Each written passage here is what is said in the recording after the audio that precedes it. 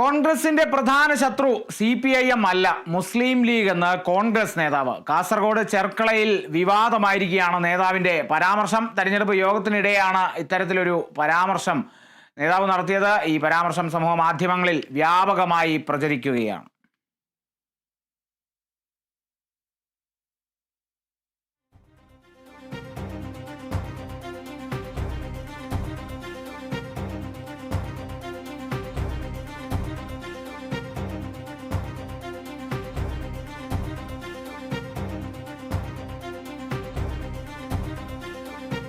Joseph Augustine ചേരുന്നു വിവരങ്ങളുമായി. Joseph, വലിയൊരു പരാമർശം തന്നെയാണ് നടത്തിയിരിക്കുന്നത്. ഈ മുസ്ലിം ലീഗിനെ സംബന്ധിച്ച് അല്ലെങ്കിൽ കോൺഗ്രസിലെ അല്ലെങ്കിൽ UDF-ലെ ഏറ്റവും പ്രധാനപ്പെട്ട കക്ഷിയാണ് മുസ്ലിം ലീഗ്.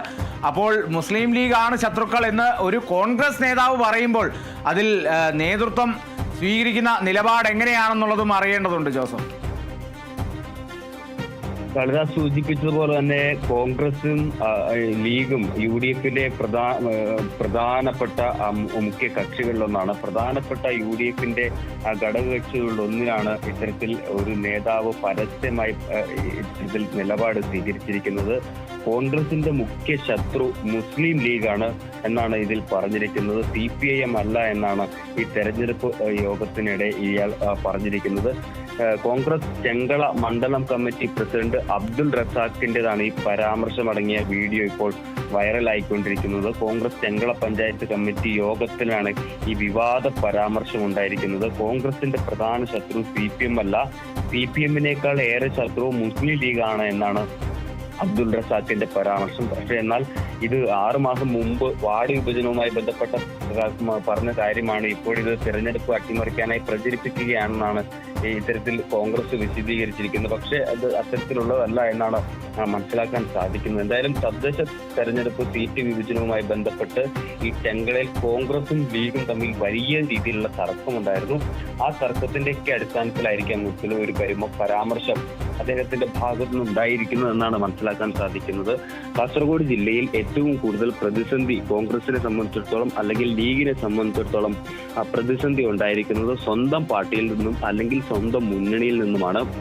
കാസർഗോഡ് പടന്നയിൽ ഇത്തരത്തിൽ കോൺഗ്രസിന് സീറ്റ് കൊടുത്തതിന് പ്രതിഷേധിച്ച് യൂത്ത് ലീഗിലെ നിരവധി പ്രവർത്തകർ രാജിവെച്ച് പോകുന്ന ഒരു സ്ഥിതിവിശേഷം ഉണ്ടായിരുന്നു. പടന്ന ലീഗിൽ നമ്മൾ റിപ്പോർട്ട് ചെയ്തിരുന്നതാണ്. ഇത്തരത്തിൽ ഒരു പഞ്ചായത്ത് കമ്മിറ്റിയിലെ മുഴുവൻ ആളുകളും രാജിവെച്ച് പോവുകയും അവിടെ സ്വതന്ത്ര സ്ഥാനാർത്ഥിയെ നിർത്തി പ്രചരണം നടത്തുകയൊക്കെ ചെയ്തിട്ടുണ്ട്. ഇപ്പോൾ മത്സരിക്കുന്നുമുണ്ട്. അങ്ങനെ കാസർഗോഡ് ജില്ലയിൽ ലീഗും കോൺഗ്രസും തമ്മിലുള്ള പടലപ്പിണക്കം അത് നീക്കി പുറത്തു വരുന്ന ഒരു സാഹചര്യമാണ്. നേതാക്കളുടെ വാക്കുകളിൽ നിന്നും വ്യക്തമാകുന്നത് ഈ ഒരു കാര്യം തന്നെയാണ്. എന്തായാലും കോൺഗ്രസിനെ സംബന്ധിച്ചിടത്തോളം ഈ വ്യാപകമായി ഇത്തരത്തിലുള്ള ഈ സന്ദേശങ്ങൾ പ്രചരിക്കുന്നത് ഒരിക്കലും ഗുണകരമല്ല. കാരണം ലീഗിനെ സംബന്ധിച്ചിടത്തോളം വ്യക്തമായ ഭൂരിപക്ഷമുള്ള ഒരു പ്രദേശം കൂടിയാണ് കാസർഗോഡ് ജില്ല. അതുപോലെ തന്നെ കോൺഗ്രസിന്റെ ബലം പിൻപറ്റി ലീഗിനും നിരവധി ഇടങ്ങളിൽ മെച്ചമുണ്ടാക്കാൻ സാധിച്ചിട്ടുണ്ട്. അങ്ങനെ പരസ്പരം കൈകോർത്ത് പിടിച്ച് വലിയ വിജയം ഉണ്ടാക്കാൻ ഈ കോൺഗ്രസിനും ലീഗിനും ഒരുപോലെ സാധിച്ചിട്ടുണ്ട്. പക്ഷേ ഇത്തരത്തിലുള്ള പരസ്യ പ്രസ്താവനകൾ അത് ആ സൗഹൃദ ബന്ധത്തെ കൂടുതൽ വിവാദങ്ങളിലേക്ക് കൊണ്ടെത്തിക്കുന്നതോടെ ആ സൗഹൃദ ബന്ധത്തെ വലിയ രീതിയിൽ വിള്ളലുണ്ടാക്കും. അത് എതിരാളികളെ സംബന്ധിച്ചിടത്തോളം ആ തെരഞ്ഞെടുപ്പിൽ വിജയിക്കാനുള്ള ഏറ്റവും നല്ല മാർഗമായി മാറുമെന്നുള്ള കാര്യം ഉറപ്പാണ്. എന്തായാലും ഈ വിവാദ പരാമർശം ഇപ്പോൾ സമൂഹ മാധ്യമങ്ങളിലടക്കം വൈറലായിരിക്കുകയാണ്. CPIM അല്ല, ലീഗാണ് കോൺഗ്രസിന്റെ പ്രധാന ശത്രു എന്ന് തന്നെയാണ് ഈ കോൺഗ്രസിന്റെ പ്രധാനപ്പെട്ട നേതാവിന്റെ വാക്കുകളിൽ നിന്ന് ഇപ്പോൾ പുറത്തു വന്നിരിക്കുന്നത്. എന്തായാലും വലിയ രീതിയിലുള്ള ചർച്ചകൾക്ക് ഇത് കാരണമായിട്ടുണ്ട്. അത് തന്നെയാണ് വലിയ രീതിയിലുള്ള ചർച്ചകൾക്ക് വഴിവെച്ചിരിക്കുകയാണ് ആ പരാമർശം. നമുക്ക് ആ പരാമർശം ഒന്ന് കേൾക്കാം. പക്ഷെ ആര് പോലും പക്ഷെ ഞാൻ എന്റേതായ ചില ശ്രമങ്ങളൊക്കെ നടത്തി. പക്ഷേ UDF-ന്റെ സംബന്ധിച്ചോളം അല്ലെങ്കിൽ നമ്മളെ സംബന്ധിച്ചോളം നമ്മുടെ ഒരു ശത്രു എന്ന് പറയുന്നത് നമ്മൾ ഉദ്ദേശിക്കുന്ന പോലെ CPM അല്ല. CPM-നേക്കാൾ ഏറെ ശത്രു നമുക്ക് ലീഗാണ്. ഞാൻ പച്ചയ്ക്ക് തുറന്നു പറയും.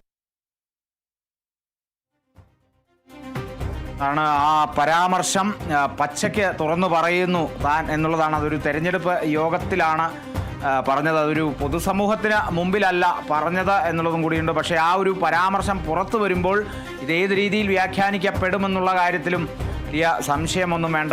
നേതൃത്വത്തിനിടയിലും വലിയ രീതിയിലുള്ള ചർച്ചയ്ക്ക് വഴിവെക്കും ഈ ഒരു വിവാദ പരാമർശം എന്നുള്ളതും കൂടിയാണ്.